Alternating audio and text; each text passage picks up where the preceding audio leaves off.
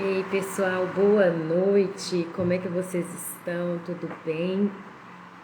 Eu disse que ia abrir a live entre 5 e 6 horas da tarde, né, da noite, mas só que o Bielzinho não dormiu, agora que ele dormiu, então eu vou fazer a live agora aqui com vocês, tá?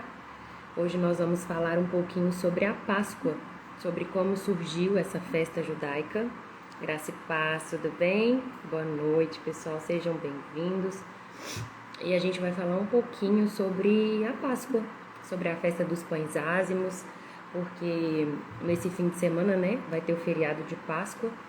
E é importante a gente saber, simbolicamente, porque a gente deve relembrar o motivo da Páscoa cristã. Isso nos traz muitos motivos de gratidão, sabe? É claro que a Páscoa é uma festa judaica, a festa dos pães ázimos é uma festa judaica, mas o significado delas para nós cristãos é algo muito pertinente. Então é legal a gente aprender de onde veio, para que aponta, porque isso diz muito sobre o nosso Salvador Jesus. Então, sem mais delongas, vai ficar salva, tá? A live vai ficar salva aqui no meu perfil. Eu gosto de gravar nesse formato ao vivo, porque além de poder falar bastante sem limites, eu consigo postar mais facilmente, porque se eu gravar no meu celular e depois postar aqui, fica muito cheio de burocracias. Dessa forma eu consigo gravar, às vezes tem algum errinho, às vezes tem alguma interferência, mas mesmo assim a mensagem chegando no lugar onde ela tem que chegar é o que importa, né? Então eu vou pegar aqui meu resuminho pra gente falar sobre esse assunto tão importante. E eu espero que você entenda, né? Eu não vou me aprofundar em nada, até porque eu não sou teóloga, eu não sou especialista em nada. Eu só quero compartilhar com vocês mesmo um pouco das coisas que eu aprendi, que eu tenho aprendido, que eu tenho estudado, que eu tenho buscado colocar minha mente, especialmente nessa semana de Páscoa. Só me respondam se vocês estão me ouvindo bem, porque eu tô com o ventilador ligado e eu tô sem fone aqui. Se vocês estiverem ouvindo bem, me deem um ok aí e eu vou já começar a falar sobre o nosso assunto, tá? Vez ou outra, gente, eu vou ter que dar uma sumidinha assim, ó, porque eu tô com uma crise alérgica e às vezes meu nariz tá escorrendo um pouco. Aí eu vou limpar, né, pra não ficar com o nariz gotejando coriza aqui na live, credo que horror. Só alguém me dá um ok aí pro áudio, se tá dando pra ouvir certinho. Bom, eu não sei se o microfone tá tampado aqui do jeito que eu coloquei o celular. Deixa eu ver se eu mudar um pouco aqui, talvez ele fique mais livre. Talvez assim fique melhor. E eu precisava do meu óculos também. Espera aí que eu vou pegar ele rapidinho e já volto. Só alguém me dá um ok do áudio.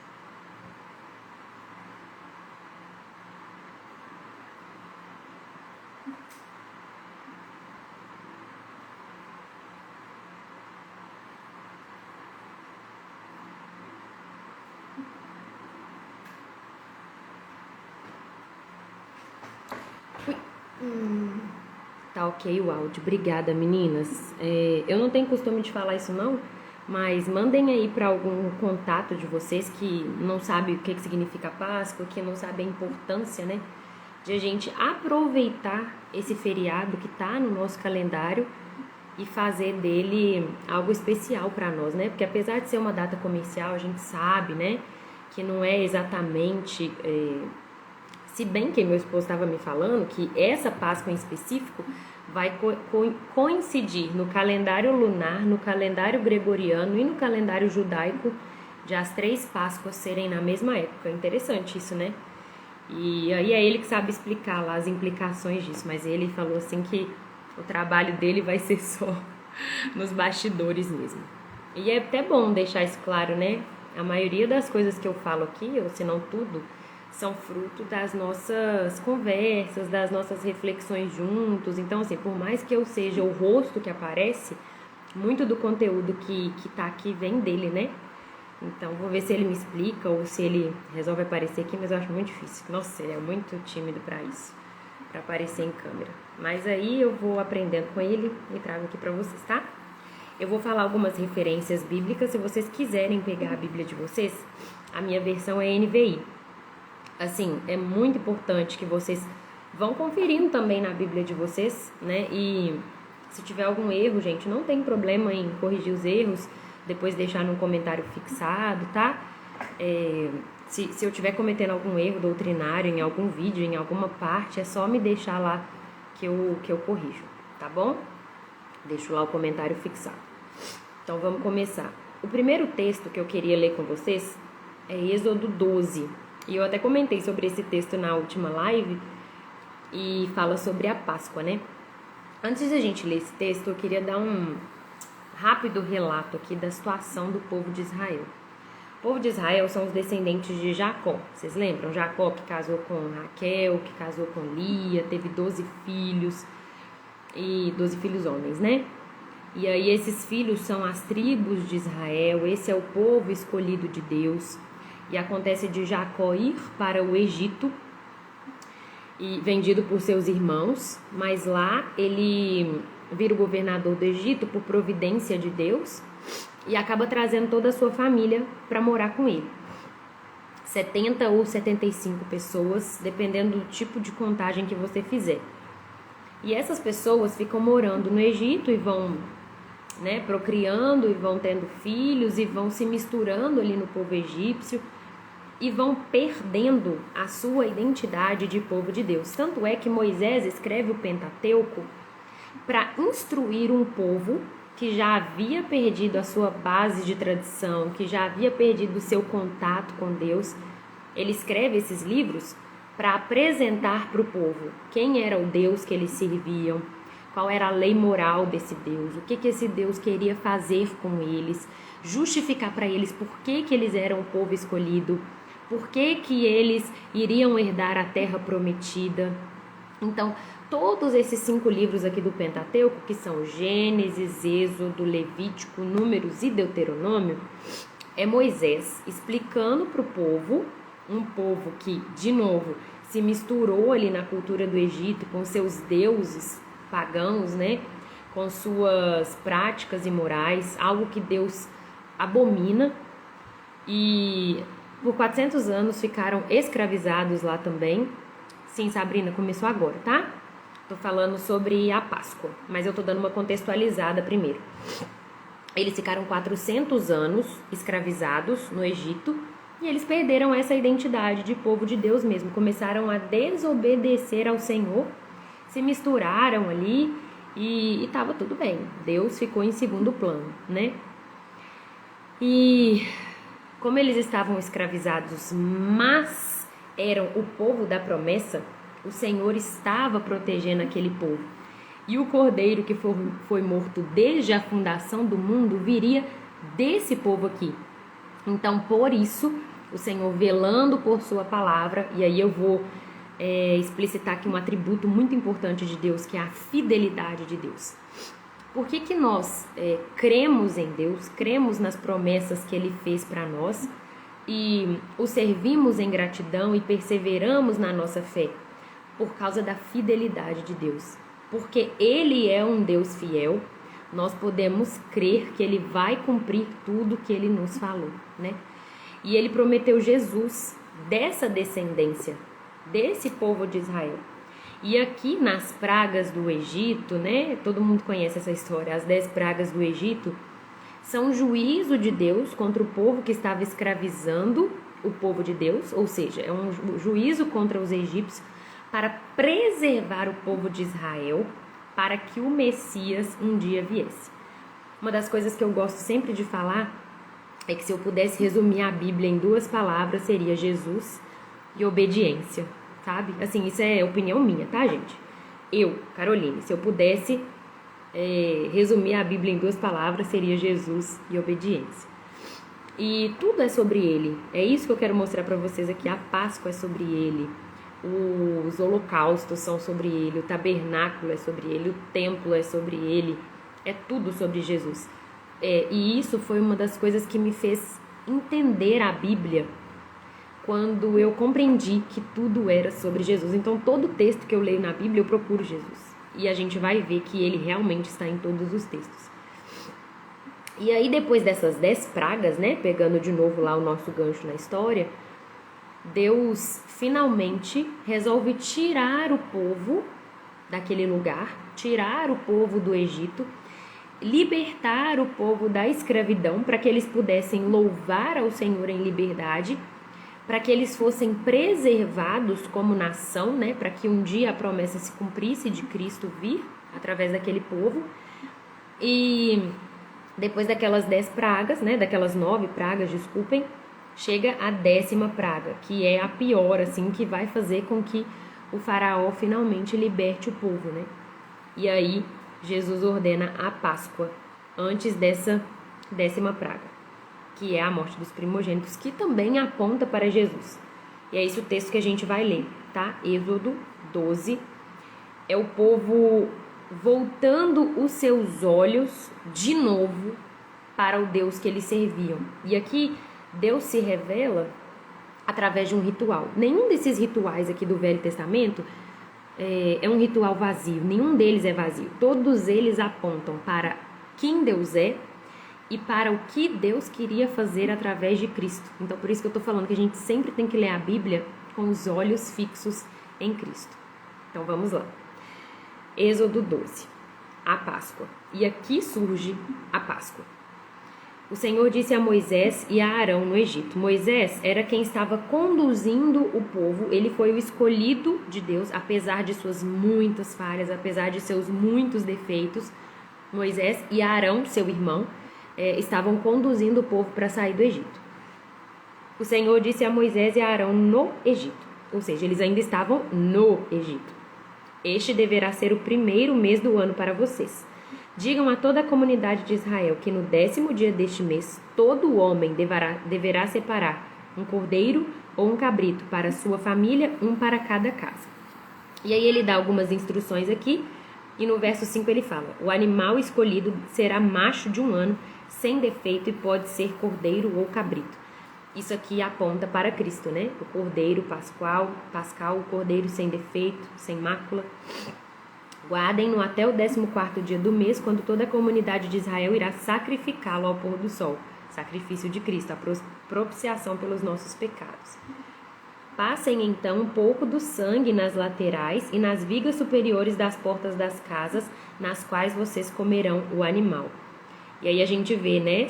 Vai ver sobre o pão e sobre o sangue, que é o sangue de Cristo. Isso aqui aponta para o sangue de Cristo que nos umbrais das nossas portas, ou seja, nós agora somos o templo, né? O sangue de Cristo nos lavando, o sangue de Cristo nos nossos olhos, nas portas do nosso templo, são o que nos guardam, são o que nos protegem, são o que nos fazem repudiar as obras da carne e viver nas obras do Espírito, né?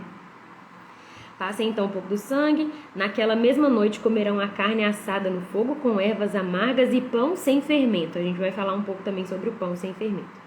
Não comam a carne crua nem cozida. E aqui ele dá algumas outras instruções. Verso 11, que é o verso que eu, mais gostei. Ao comerem, estejam prontos para sair. Cinto no lugar, sandálias nos pés e cajado na mão. Comam apressadamente. Essa é a Páscoa do Senhor. Por quê? Depois que eles comessem a Páscoa, o que aconteceria? O anjo do Senhor passaria, mataria todos os primogênitos, e aí o faraó pararia de resistir, então liberaria o povo, né? Finalmente liberaria o povo que era escravo. Naquela mesma noite passarei pelo Egito, matarei todos os primogênitos. Quando eu vir o sangue, passarei adiante. Então, na porta que tinha o sangue, o anjo não matava o primogênito, né? Então era o Senhor guardando aquele povo dentro daquele problema. O povo estava lá no meio da confusão, tanto é que nas outras pragas a gente vê chuva, morte do gado, doenças, pragas de rã, pragas de gafanhoto. Nenhuma dessas pragas atingiu o povo de Deus, só o povo egípcio que o escravizava. Este dia será um memorial, verso 14, que vocês e todos os seus descendentes celebrarão como festa ao Senhor. Celebrem-no como decreto perpétuo durante 7 dias. Comam pão sem fermento. No primeiro dia, tirem de casa o fermento, porque quem comer qualquer coisa fermentada do 1º ao 7º dia será eliminado de Israel. Convoquem uma reunião santa no primeiro dia e outra no 7º. não façam nenhum trabalho nesses dias, exceto da preparação da comida. E aí ele fala no verso 17, celebrem a festa dos pães sem fermento, porque foi nesse mesmo dia que eu tirei os exércitos de vocês do Egito. Isso será um decreto perpétuo por todas as gerações. Onde quer que morarem, verso 20, comam apenas pão sem fermento. E aí essas são as instruções. A Páscoa e a festa dos pães sem fermento são festas diferentes, mas intrinsecamente conectadas. Nem sei se eu posso falar assim, né, que redundante.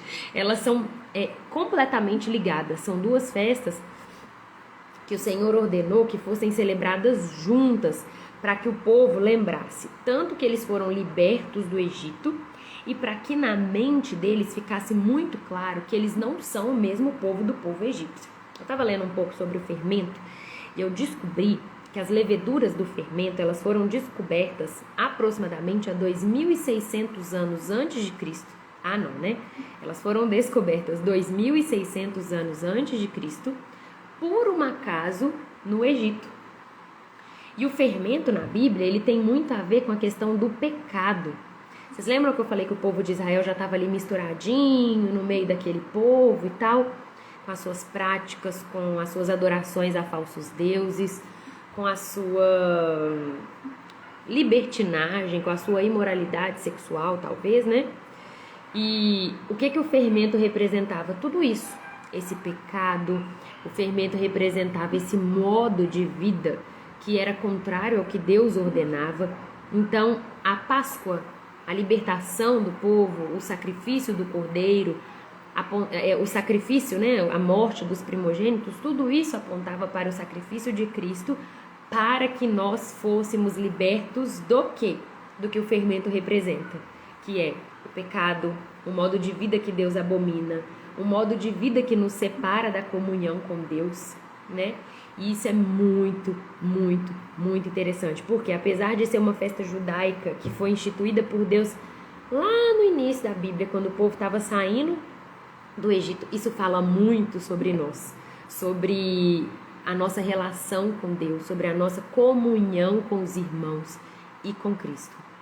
E essa questão do pão também, da festa e do pão, eu quero ler agora com vocês Levítico 23, porque ali foi a primeira Páscoa, né, que o Senhor instituiu. Em Levítico 23, o Senhor dá instruções bem claras para Moisés e para os sacerdotes sobre a festa da Páscoa e dos pães sem fermento. Esse aqui é pequenininho, eu vou ler rapidinho. Levítico 23, verso 4. Essas são as festas fixas do Senhor, as reuniões sagradas que vocês proclamarão no tempo devido. A Páscoa do Senhor, que começa no entardecer do 14º dia, ele fala a mesma coisa, né? E no 15º dia começa a festa dos pães sem fermento. Vocês comerão o pão sem fermento, não realizarão nenhum trabalho, e aqui são as instruções de novo. E é interessante, eu gostaria de falar isso aqui nesse vídeo, porque eu acho que vai bem a calhar. Antes eu lia essas partes do Levítico aqui solta, eu nunca tinha lido assim em ordem, né? E eu lia e eu ficava assim, meu Deus, não dá para entender nada. Por exemplo, no capítulo 15 de Levítico, olha o título: Impurezas do homem e da mulher. Fala sobre fluxo que sai dos homens e fluxo que sai das mulheres. E você fica pensando assim, né? Meu Deus, pra que isso está escrito aqui, né? Purificação de lepra, purificação de mofo. Fica uma coisa meio sem sentido. Mas, quando você entende, assim, a completude, quando você entende o contexto, quando você não faz mais uma análise anacrônica, o que é isso? Anacrônica é trazendo para os nossos dias, é você ler uma história e dar a interpretação da história conforme a sua visão de hoje em dia. Quando você viaja no tempo, entende um pouco da lei, entende um pouco da situação que aquele povo estava vivendo, você vê que cada uma dessas ordenanças aqui, que para nós parece algo pesado, que para nós parece algo sem sentido, era uma demonstração do amor de Deus por aquele povo. Porque se você parar para pensar, aquele povo estava no deserto. Que situação, assim, terrível é você estar num deserto. Eles não conheciam a Deus, eles eram um povo sem identidade, porque afinal de contas, um escravo não tem identidade. Então eles não sabiam viver nem em comunhão entre si e nem em comunhão com Deus. Então, cada uma dessas leis aqui é uma proteção para o povo, para que eles não se matassem uns aos outros, para que eles não fossem mortos pelo próprio Deus, que é santo, santo, santo, e que poderia fulminá-los por causa do excesso de pecado que eles carregavam, né? Então o Senhor veio trazendo todas essas ordenanças aqui para mostrar para esse povo quem ele era, a santidade que habitava nele, a fidelidade que ele demonstrava para com o seu povo, né? Porque ele fazia as promessas e ele cumpria as promessas. E também para proteger aquele povo mesmo naquela situação tão terrível, num deserto. Então, o exemplo que eu dei aqui dos fluxos de mulheres e de homens. Por exemplo, uma doença venérea, ele trata de doenças venéreas. Se alguém sentar numa cadeira e tiver um fluxo assim, assim, assim, essa cadeira estará impura. Poxa, que baita proteção. Você não tinha testes, você não tinha remédios, você não tinha, como a gente tem hoje, né, ciência, medicina. Então, se alguém com uma doença venérea sentasse em algum lugar, uma doença contagiosa, e outro viesse e sentasse, poderia se contaminar e aquela pessoa ficar doente, vir a morrer. Então, por exemplo, se desse uma briga por causa de um animal que foi atacado pelo animal do outro, eles poderiam se atracar ali, os donos dos animais, e se matarem. Então, enfim, toda essa lei é uma demonstração de quem Deus é e do amor dele para com o seu povo. E quando você lê essas festas, essas ordenanças e isso tudo, o Pentateuco todo com esse olhar, você se apaixona ainda mais por Deus. Você tem uma revelação ainda mais especial de quem Deus é, porque você vê como ele, mesmo sendo soberano, mesmo sendo o rei do universo, mesmo ele se bastando em si, ele escolheu nos amar, ele escolheu nos proteger. E essas festas aqui, ó, é ele nos ensinando a adorá-lo. É ele nos ensinando a, pelo menos assim, minimamente, da forma que ele deseja, da forma que ele quer ser adorado. E é outra coisa importante de ser falado. A gente não presta culto ao Senhor, a gente não adora ao Senhor do nosso jeito. Porque se a gente está fazendo isso, a gente está adorando a um Deus que não é o Deus da Bíblia. O Deus da Bíblia, ele tem uma maneira específica de ser adorado. Ele quer ser adorado assim. Ele tem que ser buscado assim. Se eu não obedeço, eu não estou adorando a esse Deus, né? E aí a gente cai numa idolatria, que é o que o povo de Israel estava fazendo aqui. Estava idolatrando, estava adorando de uma maneira que Deus não ordenou. E outro exemplo claro disso é Nadab e Abiú, né? No capítulo 10. Mas eu não vou falar sobre isso não, porque senão eu vou fugir muito do assunto. A morte de Nadab e Abiú, que mostra o que servir ao Senhor do seu jeito traz como consequência, né? O Senhor quer ser adorado do jeito dele. Gente, eu nem comecei ainda e eu acho que já deu nem sei quanto tempo, porque eu nem vi que hora que eu comecei, né? Bielzinho tá chorando ali. Se eu precisar ir lá, gente, eu paro aqui e depois termino. Porque eu começo achando que vai ser uma live de 15 minutos e o trem vai andando, porque é muito assunto para falar. Então a gente já leu o Êxodo, a gente já leu o Levítico, que é a instituição da festa da Páscoa, né? E aí eu quero falar sobre essa festa, né? Que é uma oferta de cordeiro. A oferta do cordeiro representa a comunhão e a adoração a Deus. E aí eu quero falar um pouquinho sobre os pães, né? Eu acho que eu vou ler até aqui em Levítico também. Levítico 24, verso 5, sobre os pães da proposição. Quando Deus dá as instruções para o tabernáculo, eu nem vou ler não, vou só falar a respeito. Os pães da proposição, eles são colocados em cima da mesa, dentro do tabernáculo. E eles representam a comunhão do povo com o Senhor. Peraí só um pouquinho, deixa eu pegar ele lá, porque eu acho que ele não vai parar de chorar.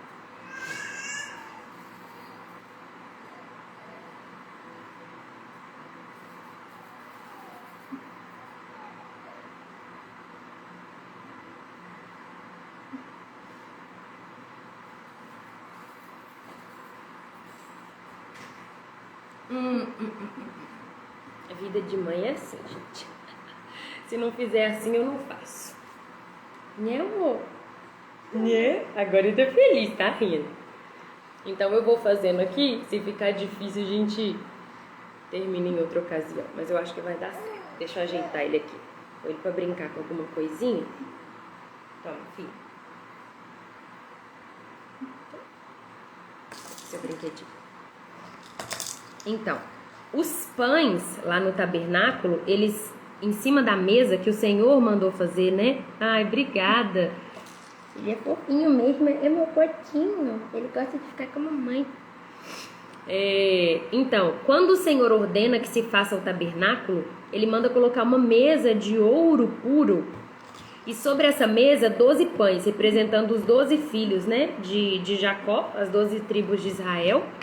E esses pães, eles representavam a comunhão do povo com Deus. Esses pães deviam ficar lá o tempo todo, não podiam ser tirados da presença do Senhor. E quem é o nosso pão?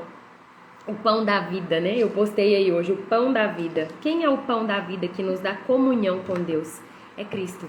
Então, assim, eu só tô mostrando pra vocês como que um detalhe do tabernáculo, um pedacinho aqui do Levítico, a festa, o cordeiro, o pão, como que tudo aponta para Cristo. O pão é uma coisa muito óbvia, né? Mas o pão, naquela época, o pão físico, que era a comunhão com Deus, é o nosso pão da vida, que é Jesus, a nossa forma de ter comunhão com Deus. Fora de Cristo, não existe comunhão com Deus. Ninguém pode ter comunhão com Deus por si mesmo, por seus méritos, por suas ações.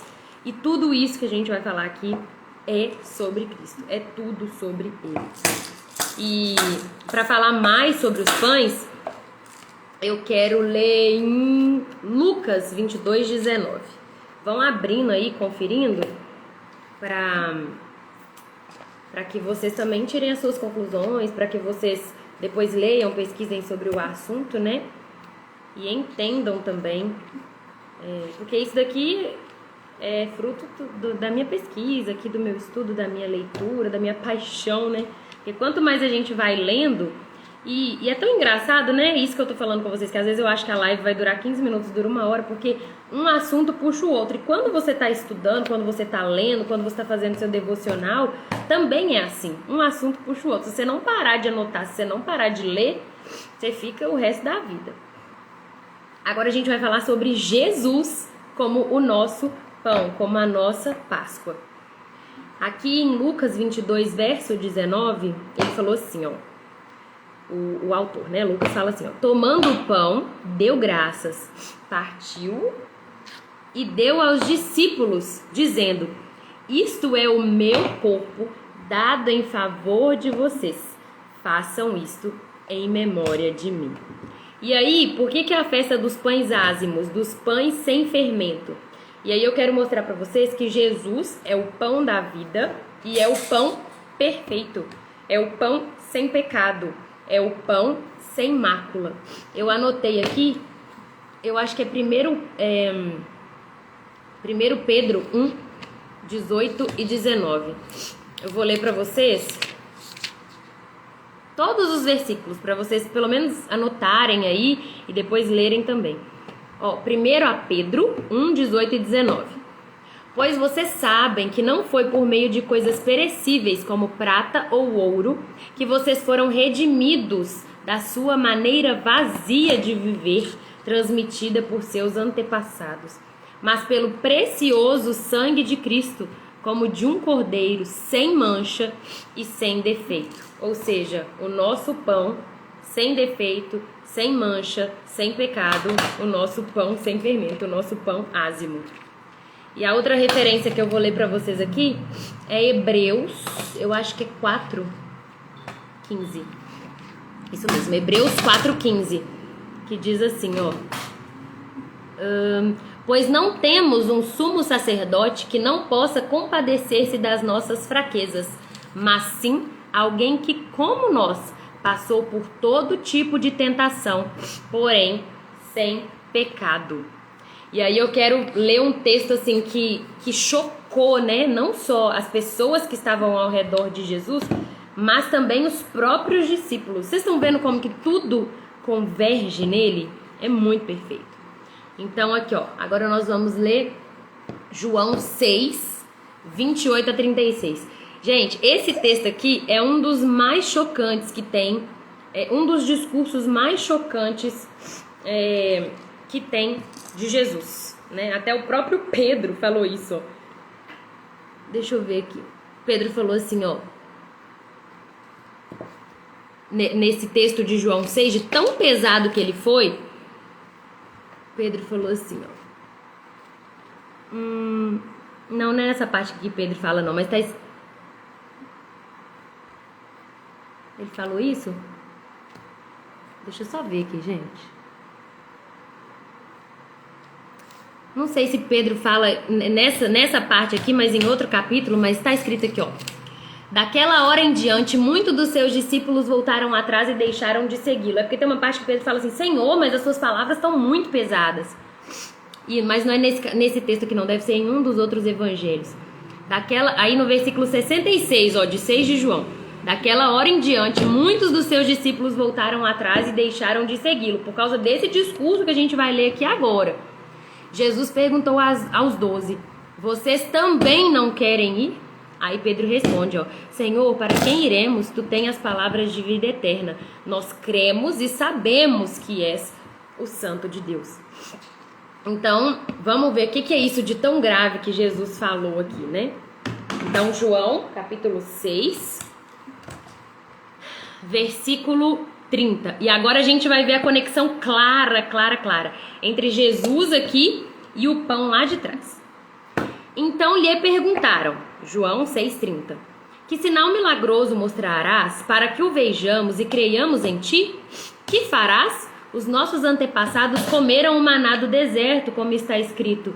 Ele lhes deu a comer pão dos céus. Aquele povo obstinado, enquanto estava lá no deserto, começou a reclamar da falta de comida. E Deus mandou para eles o pão do céu. Só que esse pão do céu que o Senhor mandou para eles apontava para quem? Para o verdadeiro pão do céu, que é a verdadeira comida, que é a verdadeira bebida, que é a verdadeira comunhão de Deus com os homens. Então, o maná era só uma sombra do verdadeiro pão do céu, que é Cristo. E aí no verso 32 Jesus disse, olha, digo-lhes a verdade, não foi Moisés quem lhes deu o pão do céu. Então assim, eles eram fissurados em Moisés, eles eram judeus, né? Então para eles aquilo ali do maná era assim, o ápice do ápice do ápice do milagre. Só que eles estavam com Cristo, que era o cumprimento daquelas promessas na frente deles, e eles se escandalizavam. E hoje em dia, o evangelho puro de Cristo, isso daqui que a gente está falando, isso daqui que a gente está vivendo, isso daqui que a gente prega, isso daqui que a gente lê, até hoje causa escândalo. Porque muita gente está fiando em promessas que Deus não fez. Ou está interpretando promessas que Deus fez a seu bel prazer. Lembra da parte que eu falei que a gente não cultua a Deus da nossa forma? E a gente também não interpreta as coisas da nossa forma. Deus falou X, a gente tem que interpretar X e viver X. Óbvio, né, que tem questões, e aí eu também não vou enveredar por esse campo, não. Questões mais, como é que eu falo? Mais periféricas, que geram algum tipo de dúvida, que geram algum tipo de discussão. Vou dar um exemplo. Questão de dons. Oh, meu Deus. Questão de dons. São coisas que geram algum tipo de discussão. Mas isso não é fundamental para a nossa salvação.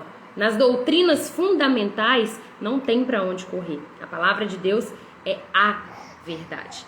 Então, outro exemplo aqui de uma coisa que pode gerar discussão, pode gerar uma interpretação. Questão de ser pré, meso ou pós-tribulacionista, a volta de Cristo. Mas isso não interfere na minha salvação, entende? A questão é, ele vai voltar, não importa se antes, no meio ou depois da tribulação. Vocês compreendem? E aí o que eu queria dizer é o seguinte, até hoje a verdade de Deus, a verdade de como o homem se salva, a verdade de como o homem tem acesso a Deus, isso gera perplexidade. Da mesma forma que gerou nesses judeus que estavam achando que estavam adorando a Deus, mas estavam adorando um outro Deus, que era o seu próprio umbigo. Então, cumpriam leis para se sentir bem com Deus, faziam obras para se aproximar de Deus, mas eram, em sua grande maioria, sepulcros caiados. Por fora, externavam obras que aparentavam justiça, mas por dentro estavam podres, tanto é que eles condenaram o Cristo, o Salvador, o cumprimento das promessas que eles estudavam desde criancinha. Gente, pensa, esse povo aqui, o povo judeu, eles eram, assim, massivamente instruídos na lei de Deus. Eles eram massivamente ensinados sobre o Pentateuco, sobre a Torá, né, sobre as promessas que Deus tinha para aquele povo. Então eles aguardavam o Messias, mas eles eram tão legalistas que na hora que o Messias veio quebrando as expectativas deles, a interpretação triunfalista que eles faziam, e eu vou explicar para vocês o que é a interpretação triunfalista. Muitos profetas falaram de Cristo como um conquistador, como aquele que traria a paz, mas essa mensagem falava de um Cristo conquistador do reino espiritual. E é isso que Jesus fala o tempo todo. Vocês estão enganados, vocês estão com expectativas erradas de que eu sou um conquistador dessa terra. Meu reino não é aqui. E isso eu vou trazer para os nossos dias agora. O reino de Cristo não é aqui. A nossa fé, ela não é uma catapulta para o sucesso. A nossa fé, ela não é uma ferramenta para que a gente viva bem, confortável e feliz, né? A nossa fé, ela é uma confiança que a gente deposita naquele que morreu por nós, para que a gente tenha acesso a Deus e para que a gente engrandeça a Ele por esse amor que eu tô falando aqui com vocês. Por Ele ter nos criado mesmo sem precisar, por Ele ter nos amado, por Ele cuidar de nós. Então a nossa fé, ela não é uma ferramenta. A nossa fé, ela é um fim em si mesmo. O fim de amar ao Senhor, o fim de adorá-lo acima de todas as coisas, né? Mas vamos voltar aqui pro texto, né? Que eu tava falando sobre o escândalo de Cristo, né? Cristo, a verdade nua e crua, né? Cristo encarnado, que era escândalo e até hoje. Cristo crucificado é mais escândalo ainda para os judeus e para as pessoas de hoje em dia. E aí Jesus falou, né?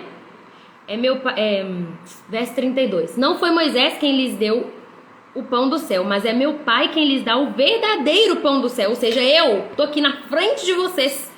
Então era isso que eu tava falando. O povo era massivamente ensinado na lei de Deus, mas pelo legalismo eles não viram o Cristo na frente deles, porque eles não estavam adorando o verdadeiro Deus. Eles estavam adorando seu próprio umbigo. Eles estavam esperando um Salvador que os fizesse triunfar aqui nesse mundo. Mas o reino de Cristo não é desse mundo. E aí olha pra você ver como que eles são interesseiros. Pois o pão de Deus é aquele que desceu do céu e dá vida ao mundo. Aí o povo falou assim: Senhor, dá-nos sempre desse pão. Olha pra você ver que o povo interesseiro. Às vezes eu leio isso aqui, eu fico meio revoltada, sabe? Mas eu paro pra pensar no quanto que eu sou hipócrita. Porque eu também ajo muitas vezes dessa forma. Jacó, né? Porque eu tava lendo a história de Jacó. Eu ficava assim, esse cara é um mentiroso. Como que Deus usou esse cara pra ser o pai da nação que ele escolheu pra adotar? E aí, eu até comentei isso com meu esposo, né? Eu falei, lá vem mais uma história do mentiroso Jacó. Ele falou assim, hipócritazinha, né? E aí... Oi? Não ouvi, não? Jacó que fala mentira, ué. Engana o irmão dele. Depois, tem outras coisas que ele fala várias mentiras ao longo da história. E depois ele é enganado, né, também, pelo Labão. Ah, tá, ele engana o irmão dele também depois, quando ele vai pro vale. Ele fala que vai e não vai. Enfim, ele fala várias mentirinhas ao longo da vida dele. E a gente se vê nessas pessoas. E outra coisa que eu queria falar, quando a gente conhece ao Deus que se revelou nas Escrituras, a gente passa a se conhecer mais também. Afinal de contas, tudo que foi escrito para o nosso ensino. E tudo isso nos ensina não só sobre Deus, mas também sobre nós. Meu bem, pega ele aqui, por favor. Acho que agora ele vai ficar. Ele tá fazendo uma bagunça aqui. Mais ou menos, né? Mais ou menos fazendo uma baguncinha. Jogou um negócio aqui no chão. Vamos continuar a leitura do texto? Gente, tá tudo tranquilo aí? Tá dando pra entender? Eu faço meio que uma saladinha aqui, uma maçaroca, mas eu acho que dá pra entender mais ou menos a mensagem. Você também quer explicar, né, filho? Então vamos lá. Então Jesus declarou, no verso 35 de João 6... Eu sou o pão da vida. A música que eu coloquei aí hoje, né? Eu sou o pão da vida. Aquele que vem a mim nunca terá fome. Aquele que crê em mim nunca terá sede. Mas como eu lhes disse, vocês me viram, mas ainda não creem. É o que a gente estava conversando agora, né? E aí passando para outra página, verso 41. Com isso, os judeus começaram a criticar Jesus, porque dissera, eu sou o pão que desce do céu. E aí ele vai falar, no verso 47, asseguro-lhes que aquele que crê tem a vida eterna. Eu sou o pão da vida. Verso 50, aqui está o pão que desce do céu, para que não morra quem dele comer. E eles estavam pensando morrer fisicamente, né? Mas não. Ele está falando morrer no reino espiritual, morrer para Deus, ser separado da comunhão de Deus. 51. Eu sou o pão vivo que desceu do céu. Se alguém comer desse pão, viverá para sempre. Este pão é a minha carne que eu darei pela vida do mundo. E aí começa o problema dos cristãos, né? Porque por causa dessas afirmações de comer o corpo, né? Essa questão que Jesus instituiu a ceia, que o pão simboliza o corpo de Cristo, a gente pode falar sobre isso também no final, sobre Santa Ceia. Vou até colocar aqui, sobre Santa Ceia ou ceia, que alguém um dia desse me pediu para falar sobre esse assunto. Os cristãos eram perseguidos porque eles achavam que eles de fato comiam pessoas, que eles comiam carne humana, por causa dessas passagens aqui de comer a minha carne e beber o meu sangue. E aí, verso 53. Se vocês não comerem a carne do Filho do Homem e não beberem o seu sangue, não terão vida em si mesmos. E aí eu vou falar bastante sobre isso quando eu acabar de ler aqui. Todo aquele que come a minha carne e bebe o meu sangue tem a vida eterna. Eu o ressuscitarei no último dia. Pois a minha carne é verdadeira comida e o meu sangue é verdadeira bebida. Todo aquele que come a minha carne e bebe o meu sangue permanece em mim e eu nele. Da mesma forma como o Pai que vive me enviou e eu vivo por causa do Pai, assim aquele que se alimenta de mim viverá por minha causa. Presta atenção nisso.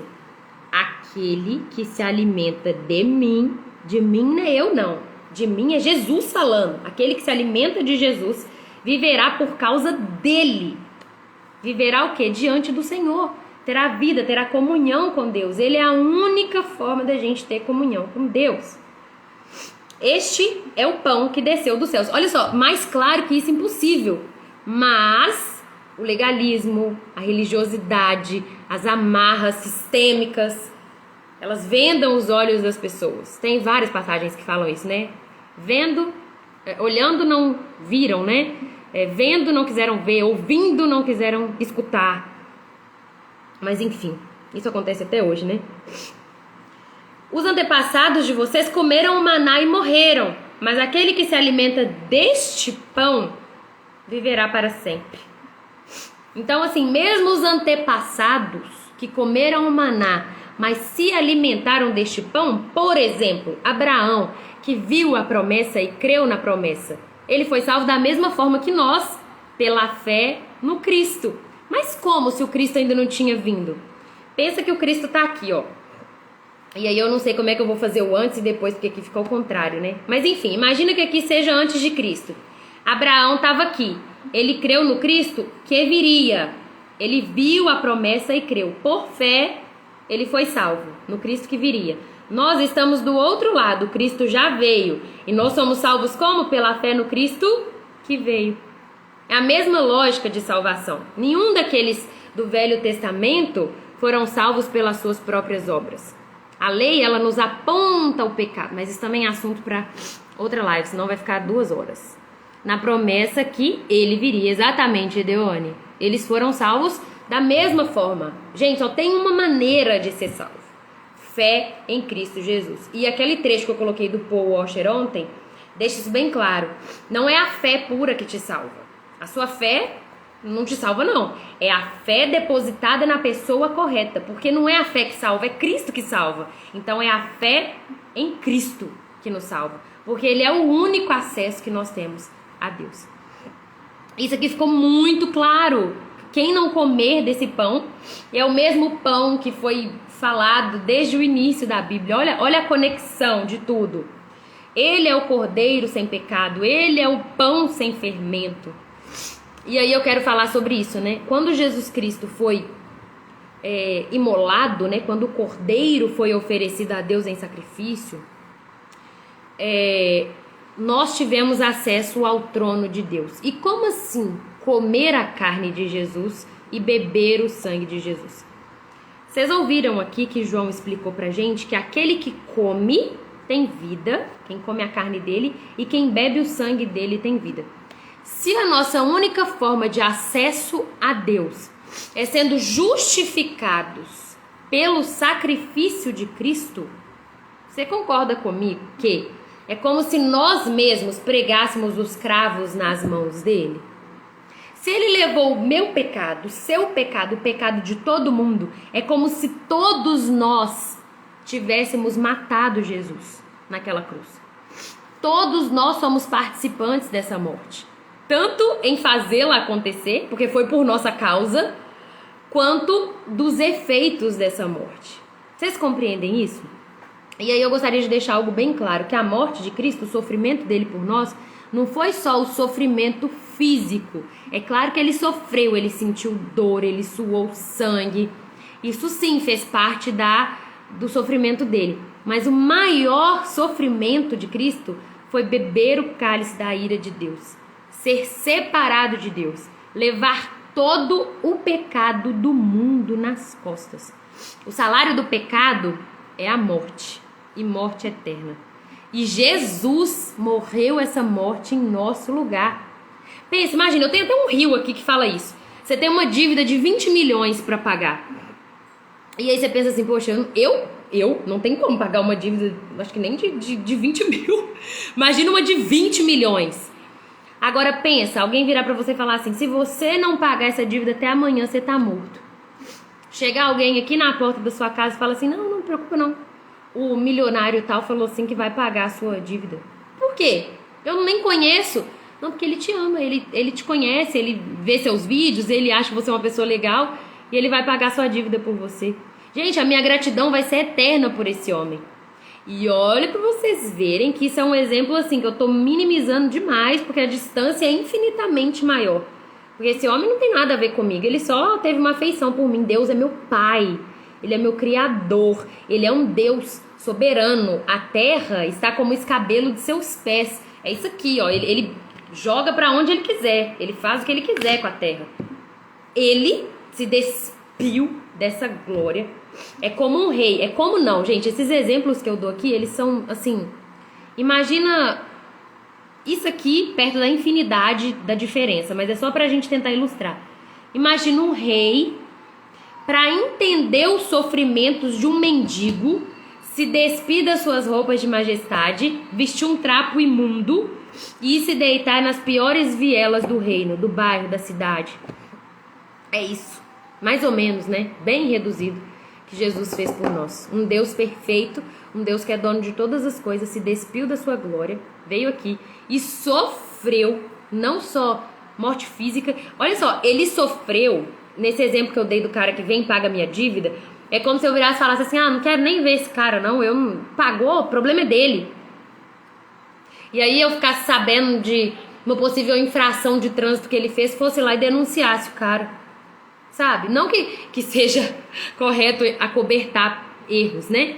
Mas é como se eu entregasse ele... Não, vou dar um outro exemplo. Como se eu... esse exemplo não ficou bom, não. É como se eu contratasse alguns bandidos pra ir lá na casa dele, assaltar a casa dele, depois ele ter pago a minha dívida de 20 milhões. Foi o que o povo fez com Jesus. Dá pra entender uma coisa dessa? Por isso que Jesus puro, o evangelho puro de Cristo, ele escandaliza. Porque não faz o menor sentido um Deus justo pagar o preço pelo pecado, pelo crime que outros cometeram. Sabe assim, é insano. A nossa mente fala sobre isso, mas a nossa mente nunca vai conseguir compreender uma coisa dessas. Por isso que a nós só resta ter gratidão ao Senhor. Quando tive dimensão de tudo isso, me joguei aos pés de Cristo. Tem outra postura a ser tomada? Não tem como. E a pessoa às vezes reclama, né? Pra que fica falando de Jesus?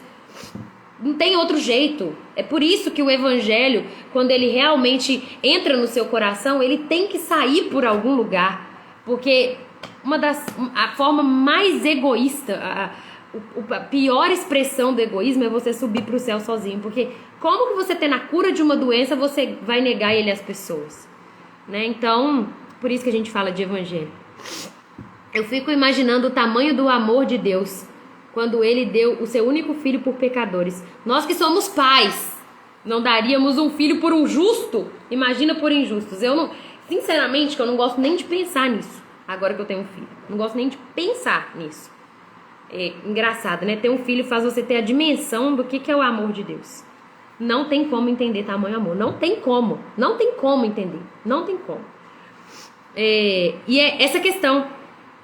Verso 54. Todo aquele que come a minha carne e bebe o meu sangue tem a vida eterna. Qual que é a única maneira de eu viver todos os meus dias tendo comunhão com Deus?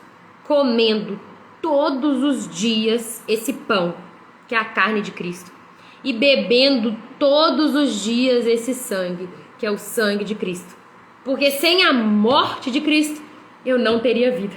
Sem comer o corpo de Cristo, que ele simbolizou no pão, eu não estaria aqui hoje. Sem beber o sangue de Cristo, que é o que ele deixou para nós, né, o vinho, o suco de uva, eu não estaria aqui hoje. E é isso que a ceia representa. Então tem muitas teorias sobre a ceia, né? Vamos voltar lá em Lucas 22, 19, né? Ele falou, olha, 17. Recebendo um cálice, ele deu graças e disse: tomem isto e partilhem uns com os outros, pois eu lhes digo que não beberei outra vez do fruto da videira até que venha o reino de Deus. Tomando o pão, deu graças, partiu, deu aos discípulos, dizendo: isto é o meu corpo dado em favor de vocês. Façam isso em memória de mim. Da mesma forma, depois da ceia, tomou o cálice, dizendo: este cálice é a nova aliança no meu sangue, derramado em favor de vocês. Então, o que é a ceia ou a Santa Ceia? Ela é um lembrete semanal, quinzenal, mensal, trimestral, semestral, anual, não importa. O ideal seria a gente, todos os dias, comer pão e beber suco de uva para lembrar do que Cristo fez por nós. Talvez assim a gente viveria mais de acordo com a lei dele, né? Talvez a gente refrearia melhor os nossos impulsos egoístas. E o que é a ceia? É simplesmente um símbolo disso, é para nos lembrar, porque nós somos seres extremamente visuais. Então, por que a questão de orar de joelhos? Porque isso demonstra para nós, e óbvio que para Deus, mas muito para nós também, a submissão. Nós somos visuais. E a ceia, ela faz parte desse rito visual. Olha como que Deus nos ama, ele é tão maravilhoso que ele nos deu uma forma de pegar, de ver, para poder ter dimensão do que foi a morte dele por nós. Então o pão e o vinho ou o suco de uva da ceia, eles são símbolos do que Cristo fez por nós. Naquele momento ali a gente come e bebe, relembrando o que Cristo fez por nós. Não que o pão vire carne, e nem que o suco ou que o vinho vire sangue, nada disso. Tanto é que você não sente gosto de carne e você não sente gosto de sangue na boca. Você sente gosto de pão e gosto de vinho. Mas dentro da sua mente, racionalmente, no seu espírito, aquilo ali te traz uma dimensão. Você consegue visualizar e relembrar e ter gratidão pelo que Cristo fez por nós. E olha que importante a gente fazer todas essas reflexões nesse momento em que a gente tem um feriado específico para relembrar a morte e a ressurreição de Cristo, o Cordeiro sem pecado, o pão da vida. E aqui a gente também falou das ervas amargas, né? As ervas amargas lembravam ao povo o tempo de escravidão que eles viveram no Egito. Jesus não mandou comer ervas amargas aqui na ceia, mas as ervas amargas, elas representam isso, o tempo de escravidão. E para nós, se a gente comesse ervas amargas, representaria para nós o nosso tempo de escravidão do pecado. Lá em Gálatas, Paulo fala que nós fomos chamados para a liberdade.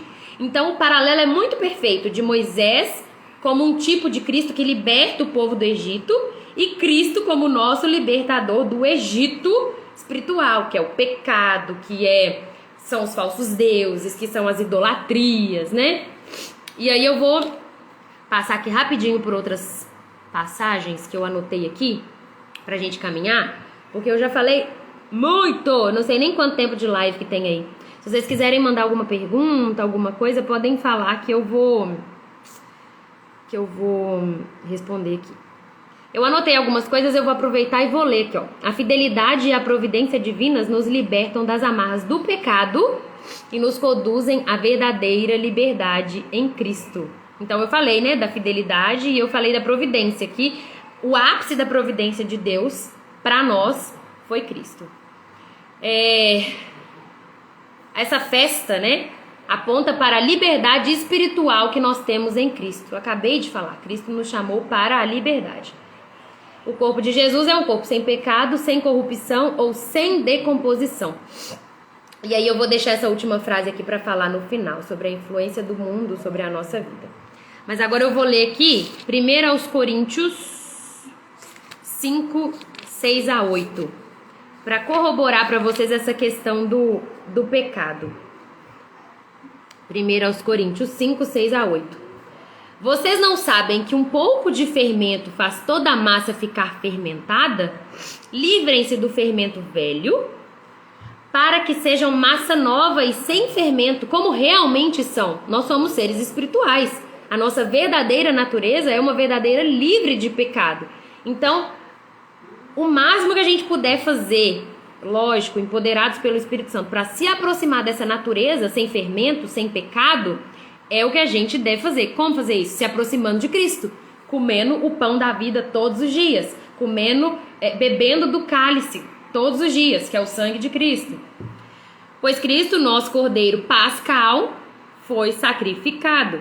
Por isso celebramos a festa, não com o fermento velho, nem com o fermento da maldade e da perversidade, mas com os pães sem fermento, os pães da sinceridade e da verdade. Então, olha outra coisa aí que os pães representam: a sinceridade e a verdade. E aí eu vou para uma passagem onde o próprio Cristo alerta os discípulos sobre o perigo da mentira, dos falsos ensinos. Mateus 13, 33. A Ana mandou uma pergunta que eu já vou ler. Só vou ler essa passagem aqui. Olha o que Jesus adverte eles sobre esse pão da mentira. E contou-lhes ainda outra parábola, Jesus contando para os discípulos. O reino dos céus é como o fermento que uma mulher tomou e misturou com uma grande quantidade de farinha. E toda a massa ficou fermentada. Jesus falou todas essas coisas à multidão por parábolas. Não, nessa passagem não. É Mateus 16, 5. Aqui, ó. Indo os discípulos para o outro lado do mar, esqueceram-se de levar pão. Disse-lhes Jesus: estejam atentos e tenham cuidado com o fermento dos fariseus e saduceus.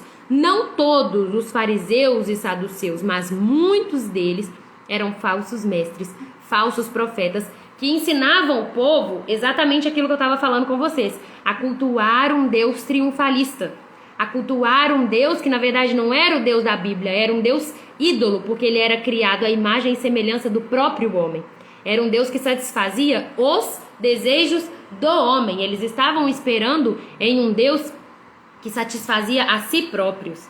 E se os líderes, os que os ensinavam, faziam essa interpretação egoísta, quem os seguia fazia a mesma interpretação egoísta. E Jesus está alertando os discípulos para que eles ensinem para outras pessoas também a ter cuidado com esses pães de mentira, esses pães fermentados, cheios de fermento velho, cheios de idolatria, cheios de coisas anti-Deus, anti-Bíblia. Percebendo a discussão, Jesus lhes perguntou: homens de pequena fé, por que vocês estão discutindo sobre não terem pão? Não compreendem? E aí ele fala assim, ó, verso 11: como é que vocês não entendem que não era de pão que eu lhes estava falando? Tomem cuidado com o fermento dos fariseus e dos saduceus, ou seja, o falso ensino. Você vai acabar comendo um pão errado. E comendo um pão errado, você não tem comunhão com Deus. O único acesso a Deus é Cristo. Um pão fermentado, um pão cheio de pecado, um pão cheio de imoralidade. O que isso significa, um pão cheio de imoralidade? É uma vida que diz: sou cristão, Mas tudo bem se eu fizer isso aqui. Ah, não, eu sou cristão porque eu obedeço isso e isso aqui por minha causa. Cheio de fermento, cheio de ensinos que Deus não falou. Eu sou cristão porque eu fio que Deus vai me abençoar, que Deus vai me dar alegria, que Deus vai me dar um filho, que Deus vai me dar cura. Isso é um pão fermentado. É um ensino. Vocês entendem? Cheio de mentira. É um ensino que vai te levar a ter uma fé errada, na pessoa errada, porque distorce a imagem de Cristo como nossa única propiciação, coloca o homem no centro. Isso vai te levar inevitavelmente ao alvo errado. O que é o alvo errado? Condenação, a morte diante de Deus. Ou seja, né, a gente tem comunhão com Deus, a gente tem vida em Deus através do Cordeiro, através da fé no pão sem fermento. Se o seu pão tem fermento, você vai ser levado ao alvo errado. Ana Cris, é errado quem ainda não saiu da instituição não querer mais participar da ceia e fazer a ceia em casa junto com as filhas? Olha, eu não posso te falar se é certo, se é errado. Mas você parar para pensar na simbologia da ceia, que levando também para o lado da Páscoa, né? Até é bom a gente falar sobre isso, porque a Páscoa era um tempo de comunhão. Vocês viram que eu li? Deus mandou eles comerem juntos. Inclusive, um dos versículos que eu pulei lá do Êxodo, ele fala assim, ó, que se uma família for pequena, junte-se com outra família e matem um cordeiro só, né? É um momento de comunhão. E a ceia também é um momento de comunhão. Antes do povo, como eleito de Deus, o povo de Israel, o povo judeu, né, como nação escolhida. E agora nós, que fomos enxertados na videira, como igreja de Cristo. Então a ceia é um momento de comunhão com os irmãos que são igreja. Então assim, quem saiu de uma instituição religiosa, né, porque não concorda com alguma coisa, não concorda com a forma que a ceia é celebrada, se você não está participando de uma comunidade de fé, talvez sim, essa seja a melhor saída, porque se você está tendo comunhão ali enquanto igreja, nesse momento, com a sua família, não deixe de cear, não deixe de relembrar esse momento tão especial, não deixe de relembrar a morte de Cristo, não deixe de relembrar para ter gratidão ao Senhor. Esse é um momento de comunhão com os irmãos, mas também de gratidão com o Senhor. Então assim, não que isso seja o ideal. O ideal é você cear com os irmãos em comunhão, com aqueles que você comeu 1 quilo de sal, né? Mas se esse é o seu âmbito de igreja nesse momento, se esse é o melhor que você pode nesse momento, não deixe de celebrar. Faça disso um momento de adoração, um momento de gratidão ao Senhor e Ele vai, né? Ele vai entender. O Senhor é amoroso, é isso que eu tô falando. Não tem como a gente interpretar com a nossa mente, fazendo um anacronismo, né? Se o Senhor, se a gente compreende, nós que somos seres humanos compreendemos, imagina Deus, né? Não participo da ceia há mais de 4 anos. Qual a consequência de não tomar?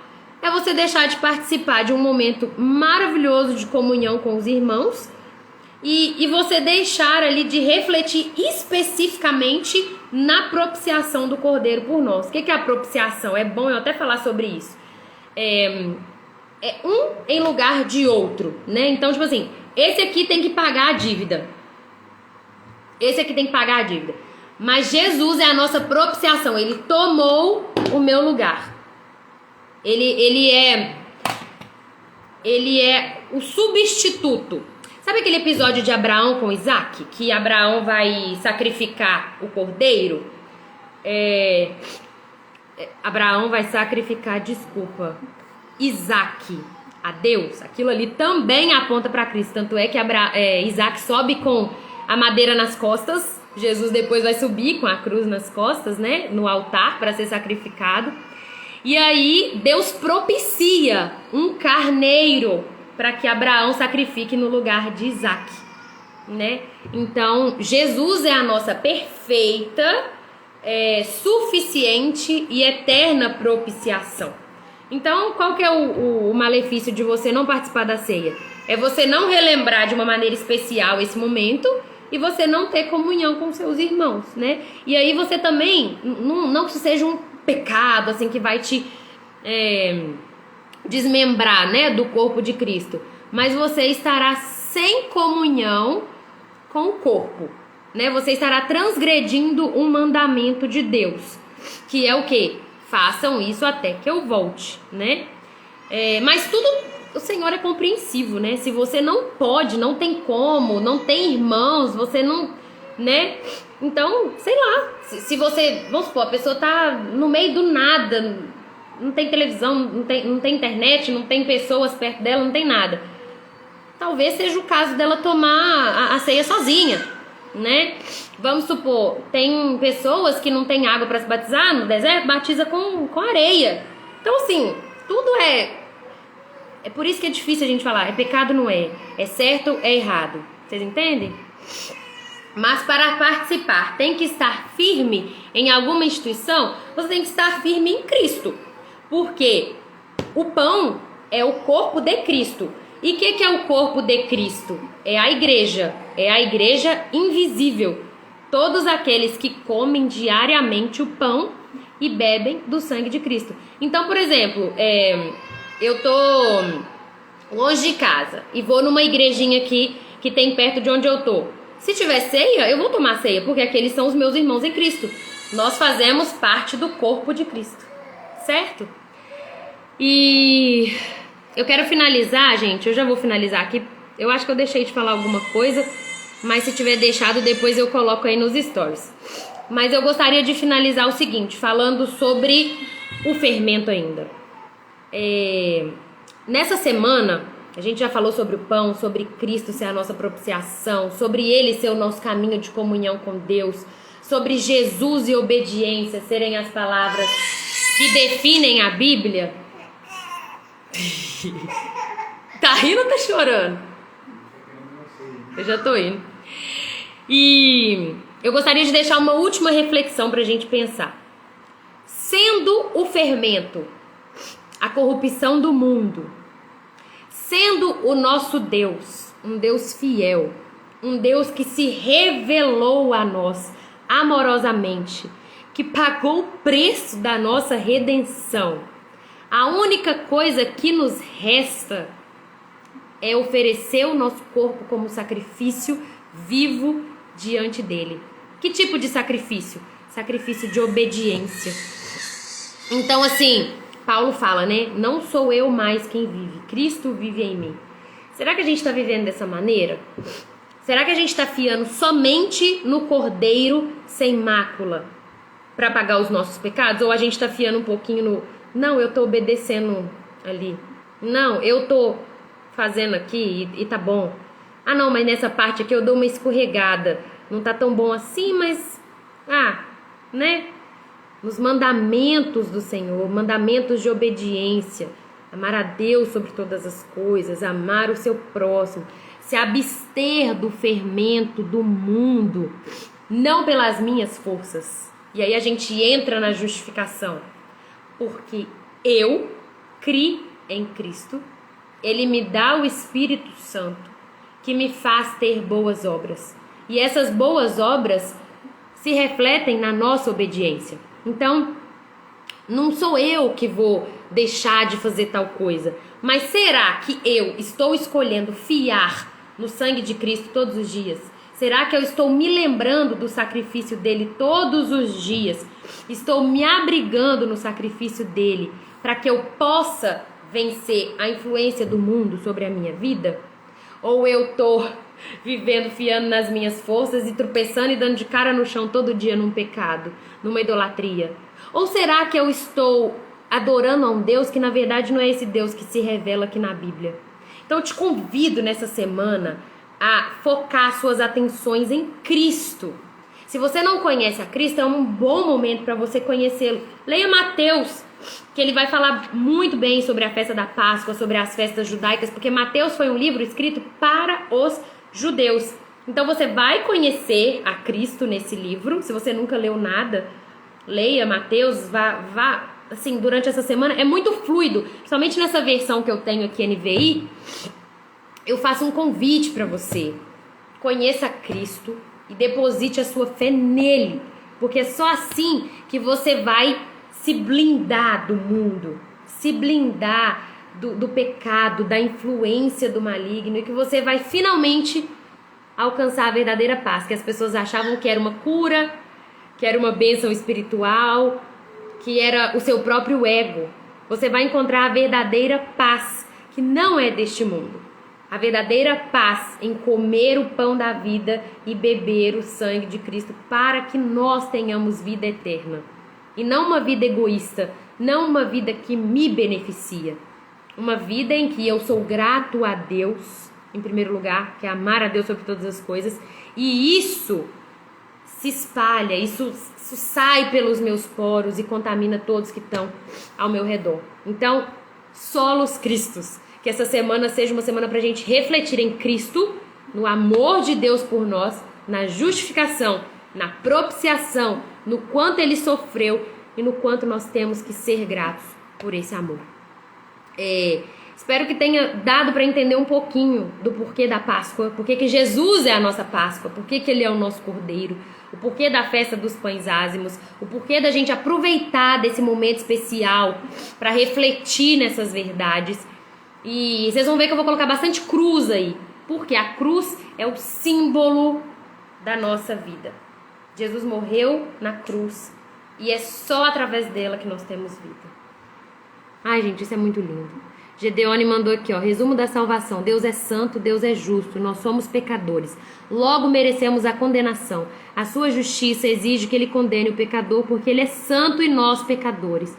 No entanto, Deus também é amor. Então ele envia o único justo para morrer a nossa condenação e nos fazer justos perante Deus.